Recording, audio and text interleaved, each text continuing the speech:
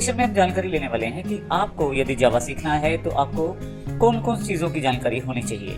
सबसे पहले हम बात करते हैं, यदि आपने जावा से पहले किसी लैंग्वेज को सीखा हुआ है तो वो आपके लिए बड़ा ही इंपॉर्टेंट रहता है, आपको बड़ा बेनिफिट देता है।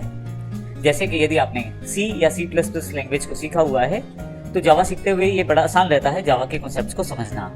हालांकि ऐसा बिल्कुल जरूरी नहीं है कि आपको C++ इससे पहले सीखना है, केवल C++ का एक्सपीरियंस जो है वो आपको जावा में मदद करता है सीखने में। यदि आपने C++ नहीं सीखा तो भी आप जावा को शुरुआत से भी सीख सकते हैं। इसके अतिरिक्त आपको बेसिक टेक्स्ट एडिटर की जानकारी होनी चाहिए ताकि आप आसानी से जावा के प्रोग्राम को एडिट कर सकें। उसके लिए आप नोटपैड या नोटपैड++ का प्रयोग कर सकते हैं।